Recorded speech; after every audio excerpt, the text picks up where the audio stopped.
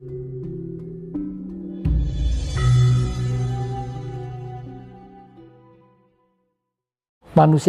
semakin hidupnya semakin enak dan bahagia itu. Makanya ini saya ilmiahkan di buku itu bahwa semula kehidupan dari sentral titik aktivitas minus.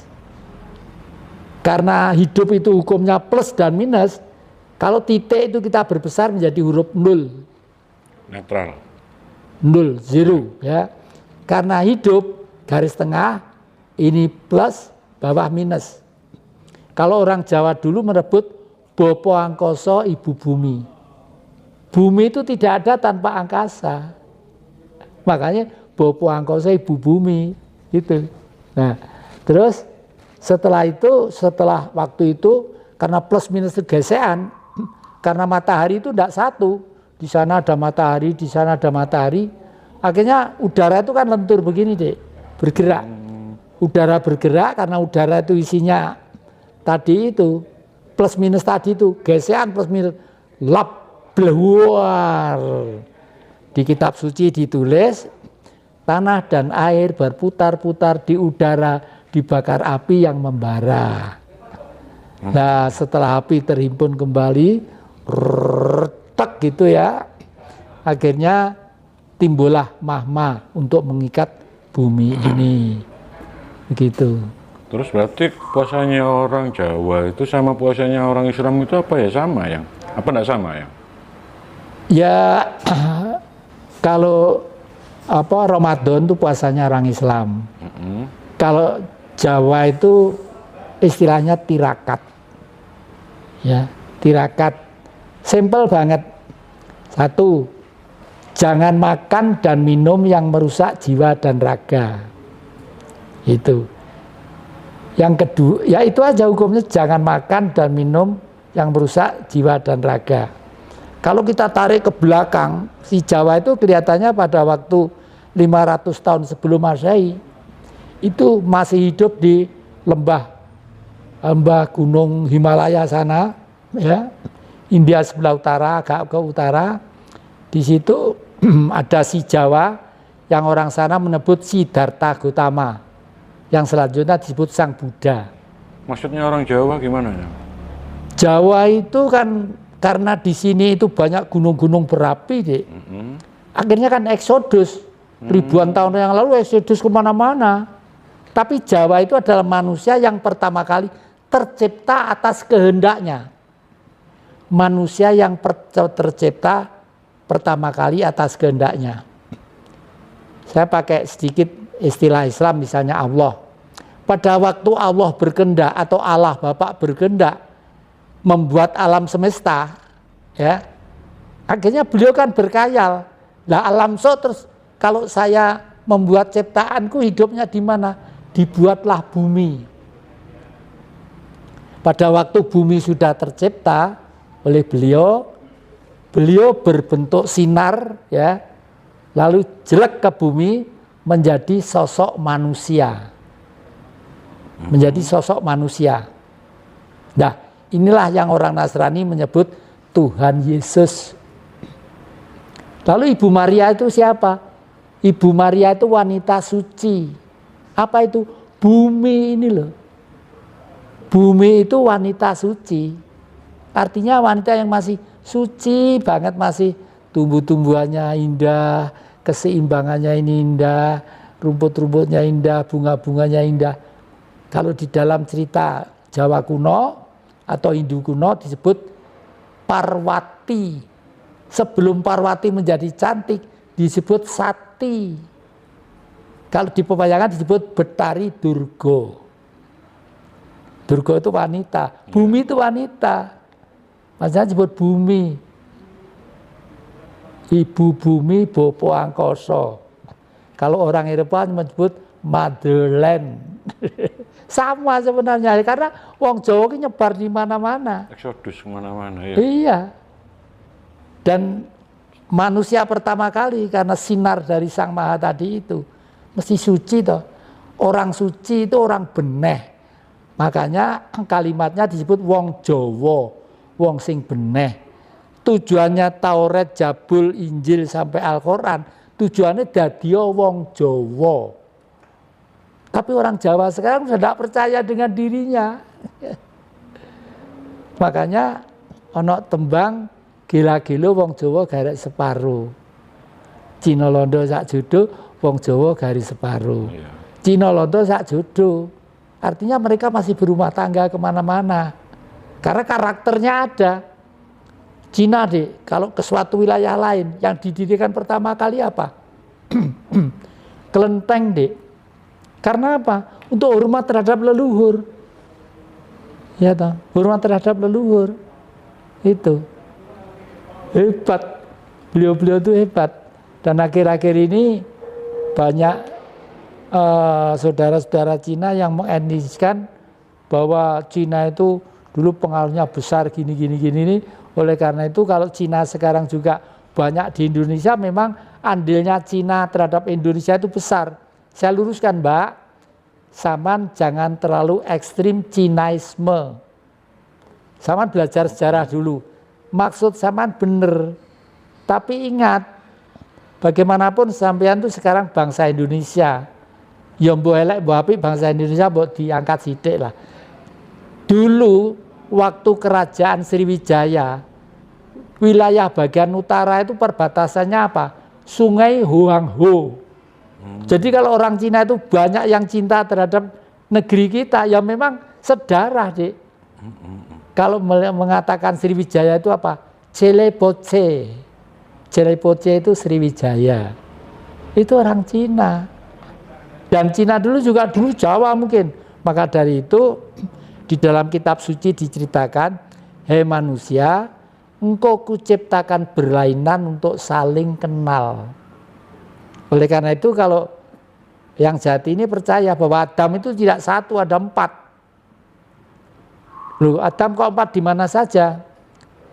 Adamnya orang kulit hitam, diberi benua namanya Afrika. Adamnya orang keriting, rada abu-abu wungu, ya, diberi benua namanya Australia. Adamnya orang kulit kuning, diberi benua namanya daratan Cina dan Mongol. Adamnya Julaihut. Adamnya orang Eropa, diberi warna kuning atau putih, ya, namanya Anglo-Saxon. Ya itu. Adamnya kita siapa? Sinar matahari tadi itu yang Bodronoyo. Manusia pertama di bumi waktu bumi ada, berbentuk plasenta. Setelah ada tumbuh-tumbuhan, setelah airnya dominan, ada tumbuh-tumbuhan, ada binatang-binatang, lalu ada gajah. Ya, plasenta itu kan gelundung gini terus karena di dalamnya bayi, janin. Begitu kena gajah, tak gitu, kena gadingnya gajah pecah. Di situ ada bayi. Itulah ceritanya Kilurah Bodronoyo. Kalau jenengan ngomong misalnya Adam itu ada 4 bukan 1, itu literasi dari mana yang? Terus kan harusnya ada mungkin kitab atau literasi yang mendukung untuk hal itu. Jadi gini Dik, ada literasi tertulis, ya, ada yang tidak tertulis. Literasi tertulis itu berdasarkan hukum sejarah. Kalau sejarah buatan Eropa, saya percaya hanya 2%. Ya. Yang 98% itu umumnya dipelintir dan dibelokkan. Apalagi setelah masuk Mataram Baru. Mataram Baru itu karena sudah pengaruh dari Timur Tengah. Sultan-sultan itu. Nama Jawa itu dirubah semua. Misalnya, kalau zaman pergi ke Singosari, lewat daerah namanya Mondoroko. Yang Mondoroko ada gunung kecil, itu tempat pedepokannya bapaknya Kendedes, Empu Purwo. Nama aslinya apa? Mandalika. Lalu oleh Mataram karena pengaruh dari kesultanan-kesultanan dari Timur Tengah dirubah jadi Mondoroko. Fungsinya apa? Supaya orang Jawa semakin putus terhadap leluhurnya. Akhirnya tumbalnya diambil oleh para sepuh, dipindah ke Lombok. Makanya Lombok ada Mandalika. kira-kira 2 atau 3 tahun yang lalu, leluhur ada perintah supaya tumbal yang kembali di Lombok tadi itu dikembalikan ke daerah Singosari. Mau ditanam di situ, wong Mandalika, Mondoroko saiki wis dadi kuburan, Dik. Jadi tanah-tanah yang wingit, tanah-tanah yang baik itu selalu dirubah menjadi kuburan umumnya itu. Supaya orang tidak menyakrakan leluhur. Supaya orang di situ nanti mengikuti ritme-ritme budaya yang kadang-kadang itu tidak sebagaimana leluhur dulu mengadakan. Makanya yang dari Mandalika sekarang dipindah lagi ke Singosari, di tempat saya, di depokan saya sana. Gitu ya. Nggih. Berarti mereka itu bertujuan untuk memutus hubungan kita dengan leluhur itu ya. Oh iya, itu program mereka itu. Kalau misalnya seperti tadi yang jelaskan orang Tionghoa itu di mana-mana pertama kali mesti bangun genteng dulu. Nah, mungkin untuk kedepannya bagaimana dengan orang penghayat kejawen? Seperti banyak kan Kapribaden, Sabto Dharma, Murti Tomo dan sebagainya. Apa mungkin bisa dimungkinkan untuk membangun sanggar-sanggar itu? Ya sangat memungkinkan ya, sangat memungkinkan.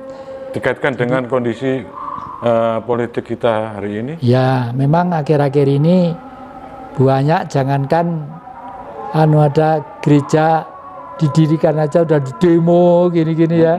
Akhir-akhir ini ya karena situasi pemimpin negeri ini itu yang tidak bijak sehingga mengakibatkan kondisi budaya masyarakat itu kacau balau. RT saya, Dik, di sini dulu itu hanya 2 rumah tangga, keluarga Nasrani, Katolik sama Kristen. Baru berapa bulan yang lalu meninggal ya. Itu rukun, Dik. Kalau hari raya Idul Fitri, beliau itu yang punya kerja. Orang sak RT Jalan Citandu itu tidak boleh kerja. Alal bihalal di mana tempatnya, di gedung di situ ya, atau di rumah siapa dipinjam. Beliau yang mencari ini, yang buat makanan, buat kupat, buat ini, makan ini. Beliau. Terus kiainya siapa ya, itu orang Islam yang undang kiainya untuk ceramah.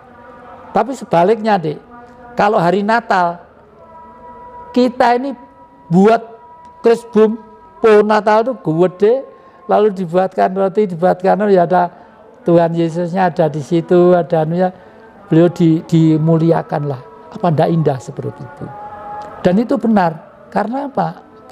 Karena besok kalau manusia mati, yang ditanyakan itu bukan agamanya.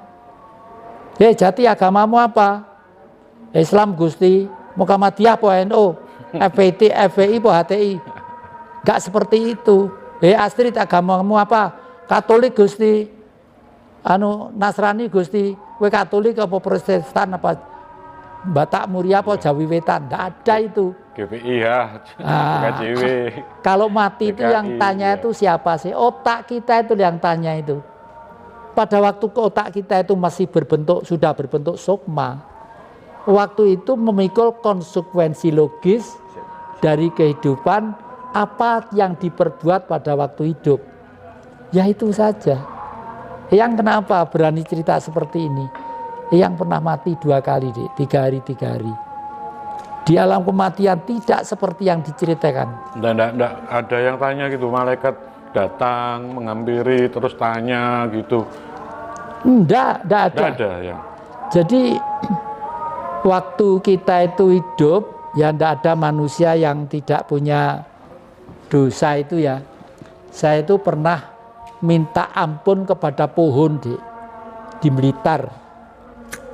Pohon beringin di tengah alun-alun. Waktu tahun 66 itu demo kekuatan KAPI kami. Kami itu Kesatuan Aksi Mahasiswa Islam. Ya. KAPI itu Kesatuan Aksi Pelajar Islam Indonesia. Saya udah kuliah di Malang, ditelepon sama orang Blitar. Jat, apa? Besok Bali, hari Minggu ada apel besar-besaran KAPI kami di alun-alun Blitar. Programnya pawai ke rumahmu Istana Gebang. Rumahmu mau dibakar. Nah saya kalau marah enggak, oh ya saya mulai, enggak gitu. Kalau saya marah waktu itu didengarkan, saya dicegat di Wlingi atau di Panjen, digepui mungkin. Oh Allah ya lah, dibakar yang membuat lagi lah. Karena prinsip saya manusia itu harus seperti Arjuna, kalem ning sampurnya nyeblak musuh korat karit. Itu ya. Diam-diam saya pinjam granat. Di situ rumah saya dekat asrama Brimob. Ada ajudan Bung Karno yang namanya Mas Gatot. Mas pinjam granatnya 2 mas. Gak apa dek? Ya apa situasi 66 gawat kok ngene. Saman lakban sing kuat. Mung tak ge muruk ya arek-arek pemuda marinir karo Gemini kalau ana apa-apa situasi kayak ngene mas gitu. Terus yang kedua saya ke Kalem Angkatan Laut. Mas pinjam granatnya mas. Gak apa dek? Digi latihan geng latihan arek Gemini. Kalem iku lak wong marinir ya gitu. Nah, marinir karo Bung Karno merah kata Bung Karno, merah kata amarah marinir. Dulu kan begitu. Saya pinjam 3. Walung neneng kene itu gak jaket kulit ke Blitar. Nek hati jelier gitu cokot tak dari cokot sitok. Tak lempar aku masuk wong gitu. Saya lempar ke tengah ke pohon beringin tadi itu. Wah, ayo bubar mudiar bareng. Bubar. Terus saya pulang luari ke Malang. Itu. Nah, terus suatu saat ringin itu kan garing deh, kena granatku kebakar garing, rusak ngono.